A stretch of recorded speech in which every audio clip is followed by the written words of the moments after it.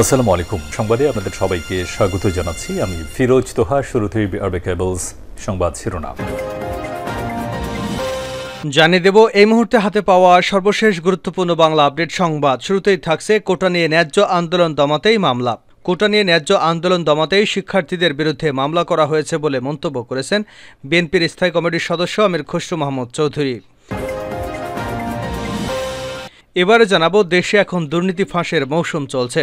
জুলাই মাস আমের মৌসুম হলেও দেশে এখন দুর্নীতি ফাঁসের মৌসুম চলছে বলে মন্তব্য করেছেন বিএনপির সিনিয়র যুগ্ম মহাসচিব অ্যাডভোকেট রুহুল কবির রিজভী। জানাবো, গভীর রাতে ঘরে ঢুকে প্রবাসীর স্ত্রীকে হত্যা। যশোরের ঝিকরগাছায় জানালার গ্রিল কেটে ঘরে ঢুকে স্পেন প্রবাসী এক ব্যক্তির স্ত্রীকে ছুরিকাঘাতে হত্যা করা হয়েছে। শনিবার দিবাগত রাত ৩টায় উপজেলার নওয়ালি গ্রামে এ ঘটনা ঘটে। নিহত ফেরদৌসী বেগম ৫০ ওই গ্রামের স্পেন প্রবাসী আলতাফ হোসেনের স্ত্রী। এবারে জানাবো, বিএনপির ভাইস চেয়ারম্যান মেজর অবসরপ্রাপ্ত হাফিজউদ্দিন আহমেদ বীর বিক্রম বলেছেন, বিএনপিতে অনেক যোগ্য লোকের নেতৃত্বকে অবমূল্যায়ন করা হয়েছে। যোগ্য নেতাদের আরও বেশি মূল্যায়ন করা উচিত। জানিয়ে দেব, এরশাদের মৃত্যুবার্ষিকীতে জেএম কাদের এবং রওশন এরশাদের পৃথক কর্মসূচি আজ। সাবেক প্রেসিডেন্ট হুসেইন মোহাম্মদ এরশাদের পঞ্চম মৃত্যুবার্ষিকী আজ। ২০১৯ সালের আজকের দিনে সম্মিলিত সামরিক হাসপাতালে চিকিৎসাধীন অবস্থায় মারা যান তিনি। হুসেইন মোহাম্মদ এরশাদের মৃত্যুবার্ষিকী পালনে জাতীয় পার্টির দুই অংশই ব্যাপক কর্মসূচি নিয়েছে এবং উভয় অংশই এরই মধ্যে প্রস্তুতি সভা করেছে। এবং সর্বশেষ জানাবো আন্তর্জাতিক সংবাদ। ডোনাল্ড ট্রাম্পকে লক্ষ্য করে গুলি, এফবিআই বলছে হত্যা চেষ্টা।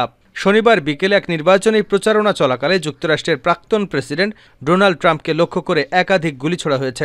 আইনশৃঙ্খলা বাহিনীর বরাত দিয়ে সিএনএন জানিয়েছে, এই হামলা নিয়ে তদন্ত শুরু হয়েছে এবং একে পরিকল্পিত হত্যা চেষ্টা হিসেবেই দেখা হচ্ছে। এতক্ষণ শিরোনাম শুনছিলেন, এবার বিস্তারিত।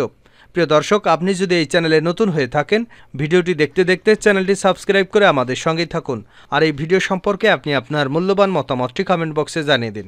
আর হ্যাঁ প্রিয় দর্শক, জানিয়ে দিন ভিডিওটি কোথা থেকে দেখছেন। কোটা নিয়ে ন্যায্য আন্দোলন দমাতেই মামলা। কোটা নিয়ে ন্যায্য আন্দোলন দমাতেই শিক্ষার্থীদের বিরুদ্ধে মামলা করা হয়েছে বলে মন্তব্য করেছেন বিএনপির স্থায়ী কমিটির সদস্য আমির খসরু মাহমুদ চৌধুরী। বিকেলে দলের চেয়ারপারসনের গুলশানের রাজনৈতিক কার্যালয়ে গণ অধিকার পরিষদের সঙ্গে বৈঠক শেষে সাংবাদিকদের একথা বলেন তিনি। যুগপৎ আন্দোলনে থাকা বিভিন্ন রাজনৈতিক দল ও জোটের সাথে ধারাবাহিক বৈঠকের অংশ হিসেবে বিকেলে গণ অধিকার পরিষদের সাথে বৈঠক করেন বিএনপি নেতারা। বৈঠকে আন্দোলনের কর্মসূচি নিয়ে আলোচনা হয়েছে। পরে দলের নেতা আমির খসরু মাহমুদ চৌধুরী বলেন, স্বার্থের কারণে সরকার কোটা ব্যবস্থার পক্ষে।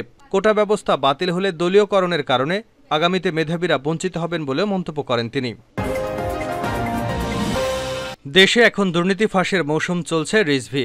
জুলাই মাস আমাদের আমের মৌসুম হলেও দেশে এখন দুর্নীতি ফাঁসের মৌসুম চলছে বলে মন্তব্য করেছেন বিএনপির সিনিয়র যুগ্ম মহাসচিব রুহুল কবির রিজভী। তিনি বলেন, আওয়ামী লীগের ঘনিষ্ঠদের নাম প্রতিনিয়ত পাওয়া যাচ্ছে। আজিজ, বেনজির, মতিউর, আবেদ আলীদের নাম গণমাধ্যমে ফাঁস হচ্ছে, কিন্তু এখন রাঘব বোয়ালদের নাম আসেনি। সরকারের মধ্যে এখনও হাজার হাজার আজিজ বেনজি রয়ে গেছে। রাজধানী নয়াপল্টনে ভাসানী ভবন মিলনায়তনে জাতীয়তাবাদী উলামা দলের আহ্বায়ক কমিটির পরিচিতি সভায় তিনি এসব কথা বলেন। রিজভী বলেন, দেশের স্বাধীনতার সার্বভৌমত্ব আজ হুমকির মুখে। আমাদের স্বাধীনতার সার্বভৌমত্ব টিকিয়ে রাখার জন্য আওয়ামী সরকারের কবল থেকে দেশকে মুক্ত করতে হবে। এজন্য চলমান আন্দোলন আরও জোরদার করতে হবে। প্রধানমন্ত্রীর সাম্প্রতিক চীন সফর প্রসঙ্গে বিএনপির এই মুখপাত্র বলেন, চীন থেকে শূন্য হাতে তিনি দেশে ফিরে এসেছেন। চীনের কাছে $20 বিলিয়ন চেয়েছিলেন, $1 বিলিয়ন ইয়েনের আশ্বাস পেয়েছেন। $20 বিলিয়ন চেয়ে খালি ঝুড়ি হাতে দেশে ফিরে এসেছেন। ক্ষমতাসীনদের সমালোচনা করে তিনি বলেন, ২০১৮ সালে কোটা বাদ দিলেন। শিক্ষার্থীদের কোটা বাদ নয়, সংস্কার চেয়েছিল, কিন্তু ষড়যন্ত্রমূলকভাবে কোটা বাদ দিয়ে এখন ক্ষমতা পাকাপোক্ত করে আবার কোটা বহাল করা হলো আদালতের মাধ্যমে। শেখ হাসিনার কথার বাইরে কেউ এক পা যেতে পারে না। স্বাধীনতার পর যে দম্পতির বিয়ে হয়েছে তাদের সন্তানও নাকি মুক্তিযোদ্ধা।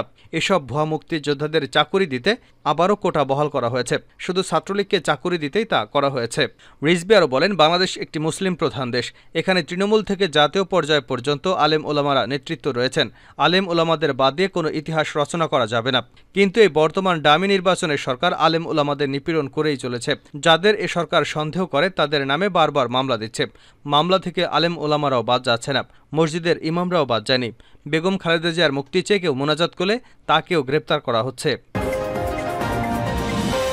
গভীর রাতে ঘরে ঢুকে প্রবাসীর স্ত্রীকে হত্যা। যশোরের ঝিকরগাছায় জানালার গ্রিল কেটে ঘরে ঢুকে স্পেন প্রবাসী এক ব্যক্তির স্ত্রীকে ছুরিকাঘাতে হত্যা করা হয়েছে। শনিবার দিবাগত রাত ৩টায় উপজেলার নোয়ালী গ্রামে ঘটনা ঘটে। নিহত ফেরদৌসী বেগম ৫০ ওই গ্রামের স্পেন প্রবাসী আলতাফ হোসেনের স্ত্রী। এ সময় তাদের কন্যা জান্নাতি খাতুন ১১ ছুরিকাঘাতে আহত হয়েছেন। সে বর্তমানে যশোর সদর হাসপাতালে চিকিৎসাধীন আছেন। চুরি করতে গিয়ে এই হত্যাকাণ্ড ঘটানো হয়েছে কিনা এমন ধারণা করা হলেও ঘর থেকে কোনো কিছু খোয়া যায়নি। নিহতের দেবর জুলফিকার আলী ভুট্টো জানান, রাতে রান্নাঘরের জানালার গ্রিল কেটে এক ব্যক্তি ঘরে ঢোকে।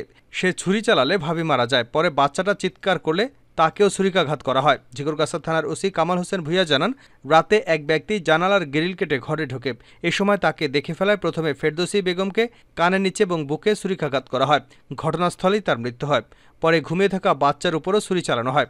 পরে তার চিৎকারে পাশের বাড়ির লোকজন ছুটে আসলে ঘাতক পালিয়ে যায়। ওসি জানান, চুরি করতে এসেছিল নাকি হত্যার উদ্দেশ্যেই এসেছিল বিষয়টি এখনও পরিষ্কার নয়। বাচ্চার বক্তব্য অনুযায়ী ঘরে একজনই ঢুকেছিল, তবে ঘর থেকে কোনো জিনিসপত্র খোয়া যায়নি। নিহতের মরদেহ যশোর জেনারেল হাসপাতালের মর্গে পাঠানো হয়েছে। ঘটনাস্থল পরিদর্শন শেষে নাভারন সার্কেলের সহকারী পুলিশ সুপার নিশাত আলী নাহিয়ান বলেন, রাত ৩:৩০টার দিকে খবর পেয়ে পুলিশ ঘটনাস্থলে যায়। এসে ছুরিকাঘাতে নিহত নারী রক্তাক্ত দেহ মেঝেতে পায়। এখান থেকে ২ জন ব্যক্তি জানালার গ্রিল কেটে ভেতরে ঢুকেছে বলে ধারণা করা হচ্ছে। এখনও হত্যাকারীকে শনাক্ত করা যায়নি। আসামি ধরতে পুলিশ কাজ শুরু করেছে। বিএনপিতে অনেক যোগ্য নেতৃত্বকে অবমূল্যায়ন মেজর হাফিজ। বিএনপির ভাইস চেয়ারম্যান মেজর অবসরপ্রাপ্ত হাফিজউদ্দিন বীরবিক্রম বলেছেন, বিএনপিতে অনেক যোগ্য নেতৃত্বকে অবমূল্যায়ন করা হয়েছে। যোগ্য নেতাদের আরও মূল্যায়ন করা উচিত। বিএনপি চেয়ারপারসন খালেদা জিয়ার মুক্তির দাবি, দেশবিরোধী চুক্তি বাতিল, সর্বগ্রাসী দুর্নীতিবাজদের গ্রেপ্তারের দাবিতে এক আলোচনা সভার আয়োজন করে জাতীয়তাবাদী মুক্তিযোদ্ধা দল। এই আলোচনা সভায় মেজর হাফিজ এসব কথা বলেন। এছাড়া মেজর হাফিজ বলেন, আজ হাজার হাজার তরুণ ছাত্রছাত্রী রাস্তায় নেমে পড়েছে। ৫৬% কোটা বিশ্বের কোনো দেশে নেই। আমাদের দেশের কোটা ব্যবস্থা অসভ্যতার পরিচায়ক। কোটা সংস্কারের দাবিতে চলমান আন্দোলনকে আকুণ্ঠ সমর্থন জানাই। মেজর হাফিজ বলেন, ছাত্র সমাজকে বলবো, মুক্তিযুদ্ধে ছাত্র সমাজের গুরুত্বপূর্ণ ভূমিকা ছিল। আশা করি কোটা আন্দোলন সফল হলে আমাদের গণতন্ত্র ও ভোটাধিকার পুনরুদ্ধারে রাজপথে লড়াই করতে হবে। আমরা তোমাদের পাশে থাকব ইনশাআল্লাহ। সত্যিকার অর্থে বাংলাদেশে মুক্তিযুদ্ধের মূল্যায়ন হয়নি। তিনি আরও বলেন, দুর্নীতিতে ছেয়ে গেছে দেশ। আওয়ামী লীগ দুর্নীতিতে ইতিহাস সৃষ্টি করেছে। দলীয় সমর্থনপুষ্ট আমলারা আওয়ামী লীগকে ক্ষমতায় রেখেছে। জনগণ ভোট দেয় না। পরপর ৩টি প্রহসনে নির্বাচন হয়েছে। সুতরাং আওয়ামী লীগের কোনো নৈতিক অধিকার নেই এই ক্ষমতায় থাকার। এরশাদের মৃত্যুবার্ষিকীতে জিএম কাদের এবং রওশন এরশাদের পৃথক কর্মসূচি আজ। সাবেক প্রেসিডেন্ট হুসেইন মোহাম্মদ এরশাদের ৫ম মৃত্যুবার্ষিকী আজ। ২০১৯ সালের আজকের দিনে সম্মিলিত সামরিক হাসপাতালে চিকিৎসাধীন অবস্থায় মারা যান তিনি। হুসেইন মোহাম্মদ এরশাদের মৃত্যুবার্ষিকী পালনে জাতীয় পার্টির ২টি অংশই ব্যাপক কর্মসূচি নিয়েছে এবং উভয় অংশই এরই মধ্যে প্রস্তুতি সভা করেছে। হুসেইন মোহাম্মদ এরশাদ ১৯৩০ সালের ১ ফেব্রুয়ারি অবিভক্ত ভারতের কুচবিহার জেলায় জন্মগ্রহণ করেন। পরবর্তীতে তার পরিবার রংপুরে চলে আসে। রংপুরে প্রাথমিক এবং মাধ্যমিক শিক্ষা শেষ করে এরশাদ ১৯৫০ সালে ঢাকা বিশ্ববিদ্যালয় থেকে স্নাতক করেন। এরপর এরশাদ পাকিস্তান সেনাবাহিনীতে যোগ দেন ১৯৫২ সালে। ১৯৬৯ সালে লেফটেন্যান্ট কর্নেল পদে পদোন্নতি পেয়ে ১৯৭১-১৯৭২ সালে ৭ম ইস্ট বেঙ্গল রেজিমেন্টের অধিনায়কের দায়িত্ব পালন করেন। ১৯৭১ সালের স্বাধীনতা যুদ্ধের পর পাকিস্তান থেকে এরশাদ প্রত্যাবর্তন করেন। ১৯৭৫ সালের ফেব্রুয়ারিতে তিনি ব্রিগেডিয়ার পদে পদোন্নতি লাভ করেন। সেই বছর অগাস্ট মাসে মেজর জেনারেল পদে পদোন্নতি দিয়ে তাকে সেনাবাহিনীর উপপ্রধান হিসেবে নিয়োগ করা হয়। ১৯৭৮ সালের ডিসেম্বর মাসে এরশাদকে সেনাবাহিনীর প্রধান পদে নিয়োগ দেওয়া হয়। ১৯৭৯ সালে তিনি লেফটেন্যান্ট জেনারেল পদে পদোন্নতি লাভ করেন। ১৯৮২ সালের ২৪শে মার্চ রাষ্ট্র ক্ষমতায় আসেন হুসেইন মোহাম্মদ এরশাদ। ১৯৯০ সালের ৬ ডিসেম্বর এই পদ থেকে তিনি পদত্যাগ করেন। ১৯৯১ সালে হুসেইন মোহাম্মদ এরশাদ গ্রেপ্তার হন। ১৯৯১ এবং ১৯৯৬ সালে জেলে বন্দী থাকা অবস্থায় ৫টি করে আসনে জয়ী হয়ে রেকর্ড সৃষ্টি করেন তিনি। ১৯৯৭ সালে ৯ জানুয়ারি জামিনে মুক্ত হন। ২০০১ সালে ৮ম জাতীয় সংসদ নির্বাচনে তার দল জাতীয় পার্টি ১৪টি আসনে বিজয়ী হয়। ২০০৬ সালে আওয়ামী লীগের নেতৃত্বাধীন ১৪ দলীয় জোটের সঙ্গে মহাজোট গঠন করেন সাবেক এই রাষ্ট্রপতি।